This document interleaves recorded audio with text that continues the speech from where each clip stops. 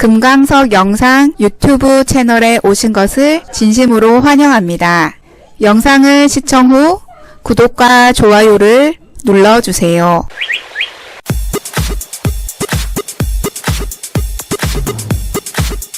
경주시 현곡면 용담정길 135에 있는 용담정은 동학의 창시자 최재우 선생님이 득도한 동학의 발상지입니다.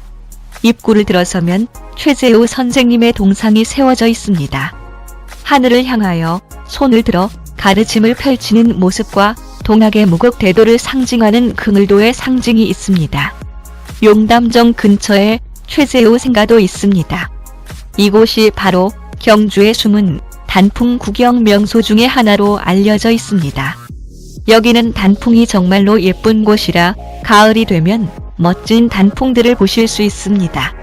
아직도 한 번도 가보지 않으셨다고요? 이번 기회에 꼭 한번 가보세요.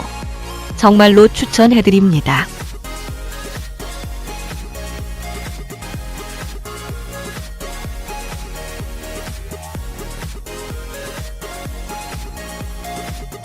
아주 조용하면서 산새 소리와 이름 모를 곤충들이 날아다니는 자연이 때묻지 않은 그런 곳이기도 합니다. 맑은 계곡물도 흐르고 있고 조그만 연못도 있어 각종 새들이 노래 부르며 물 마시러 오기도 하며 물소리도 좋고 산새 좌우로 울긋불긋한 풍나무들이 반겨주어서 아주 힐링하기 좋은 곳이랍니다. 맑은 가을 하늘과 단풍의 자연과 잘 어울리는 곳이기도 합니다. 구미산의 골짜기에 위치하고 있어서 물도 너무 깨끗하고 작은 폭포도 있어 폭포 소리가 귀를 즐겁게 해주며 공기도 아주 천정지역입니다. 계곡을 옆에 끼고 천천히 올라가다 보면 용담교와 용담정이 눈앞에 들어옵니다. 용담교와 용담정에서 잠시 단풍 구경을 하면서 쉬어가는 것도 좋습니다.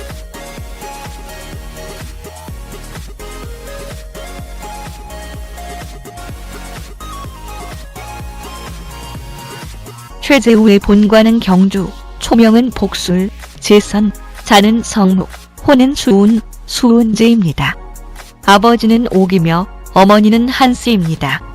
7대조 진립은 임진왜란, 병자 호란 때 많은 공을 세우고 전사하여 사후에 병조 판서의 벼슬과 정무공의 시호를 받았으나 6대조부터는 벼슬길에 오르지 못한 몰랑 양반 가문 출신입니다.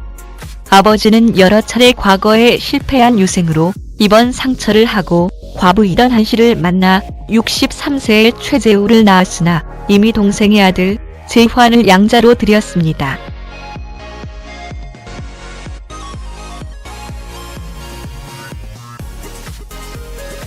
(6세) 때 어머니를 여의고 (8세) 때 서당에 들어가 한학을 공부했는데 수많은 책을 읽어 모르는 것이 없었으며 10세 때에는 이미 세상의 어지러움을 한탄할 정도로 총명했다고 합니다.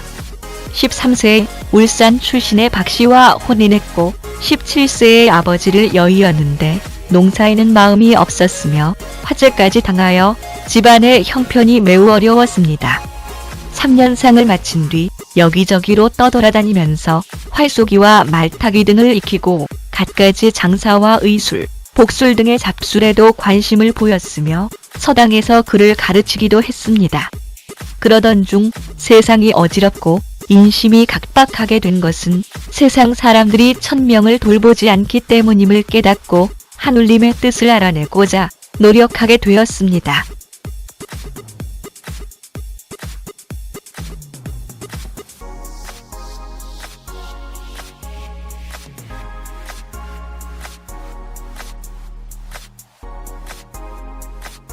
(1855년) 철종 6에 3월 금강산 유점사에서 온 승려로부터 을묘 천서를 얻고 난 후 더욱 수련에 힘써 1856년 양산군 천성산의 내원암에서 49일 기도를 시작했으나 숙부가 죽어 47일 만에 기도를 중단했으며 다음 해 정멸굴에서 49일 기도를 드렸습니다. 이후에도 울산 집에서 계속 공덕을 닦았으며 1859년 처자를 거느리고 고향인 경주로 돌아온 뒤에 구미산 용담정에서 수련을 계속했습니다. 이 무렵 어리석은 세상 사람을 구제하겠다는 결심을 굳게 다지기 위해 이름을 제호라고 고쳤습니다.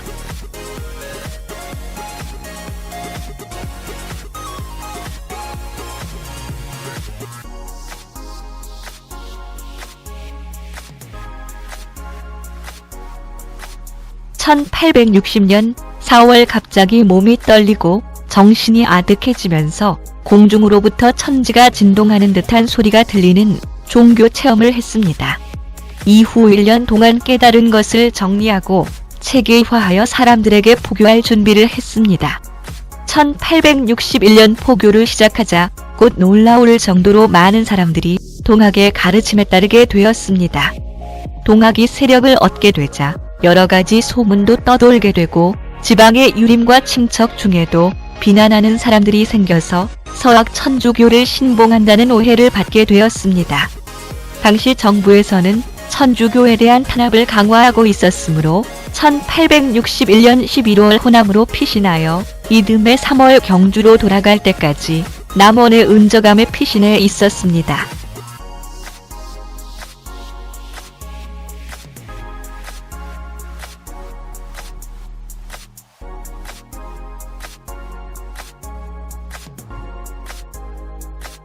피신 중에 자신의 도가 서학으로 지목되는 것을 반성하고 표현에 신중을 기하게 되었으며 사상을 체계적으로 이론화하려고 노력해 논학문을 써서 서학을 비판하고 안심가, 교훈가, 도수사 등을 지었습니다.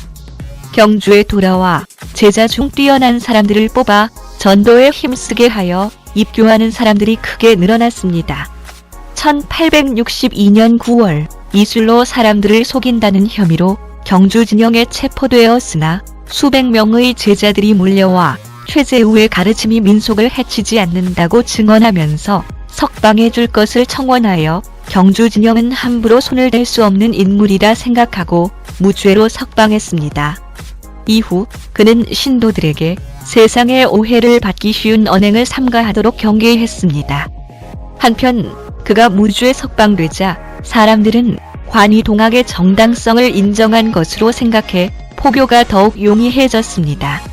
신도가 늘어나자 그해 12월 각지에 접을 두고 접주로 하여금 관내에 신도를 관할하게 하여 신도를 조직적으로 관리했습니다. 접은 경상도, 전라도뿐만 아니라 충청도와 경기도에까지 설치되었으며 교세는 계속 신장되어 1863년에는 신도가 3천여 명, 접소는 13개소에 달했습니다.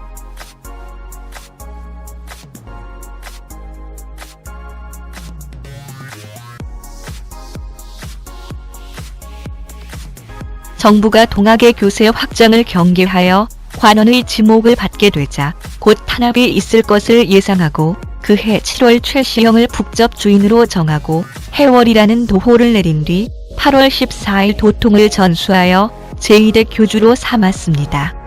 그해 11월 왕명을 받은 선전관 정운구에 의하여 제자 23명과 함께 경주에서 체포되었습니다. 서울로 압송되는 도중 철종이 죽자 1864년 1월 대구 감영으로 이송되어 이곳에서 신문받다가 3월 사도 난정의 죄목으로 대구장대에서 효수형에 처해졌습니다.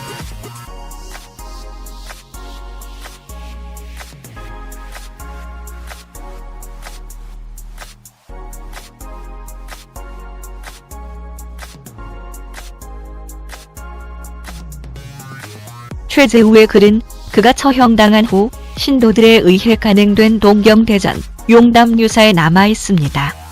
포덕문, 수덕문, 논학문, 불연기연 등 한문으로 씌어진 4개의 교의문은 동경대전에 실려있고 용담가, 중노소 문답가, 교훈가, 도수사, 안심가, 흥비가, 권학가, 도덕가 등 8편의 한글 가사는 용담유사에 수록되어 있습니다. 한문으로 된 4개의 교의문은 식자증을 대상으로 지었고 8편의 가사는 한글로 구송에 편하도록 쉽게 풀었었다는 점에서 한문을 모르는 부녀자나 일반 민중을 주대상으로 삼았다고 볼 수 있습니다.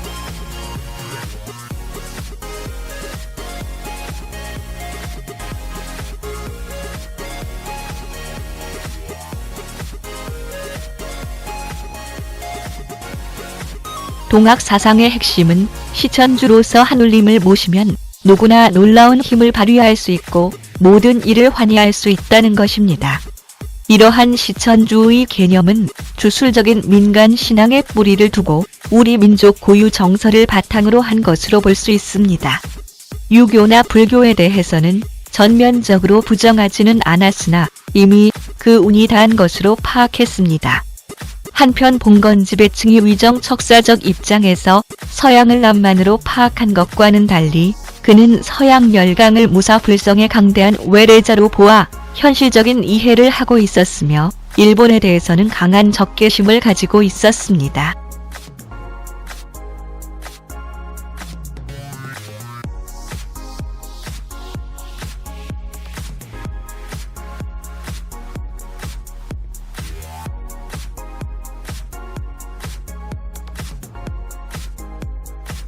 또한 왕조를 포함한 양반 사회 질서는 고정불변의 것이 아니라 변혁되어야 한다는 자연적 필연성을 주장하면서 지상 천국이 건설된다는 후천개벽을 주장했습니다. 한편 적서나 반상의 구별 없이 누구나 천주를 마음에 모시면 신분에 관계없이 군자가 된다고 하여 만민 평등을 기본으로 하는 인간관을 보여주었습니다.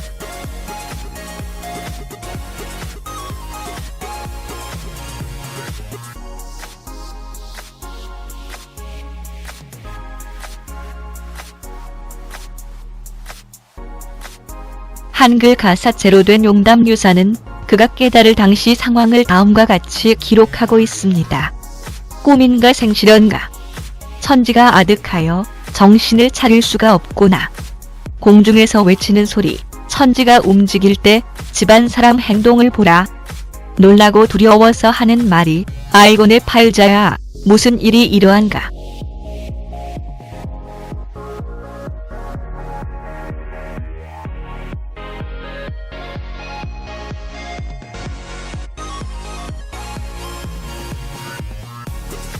하늘의 은혜가 끝이 없어서 1860년 4월 초다새에 글로 어떻게 표현하며 말로 어떻게 드러낼 수 있을까.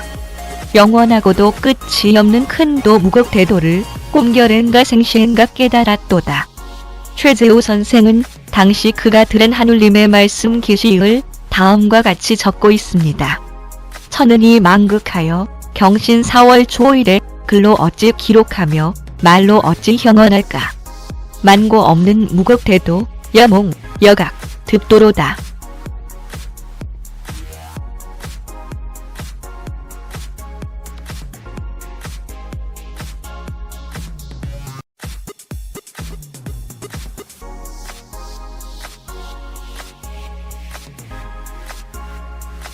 기장하다 기장하다. 이내 운수 기장하다.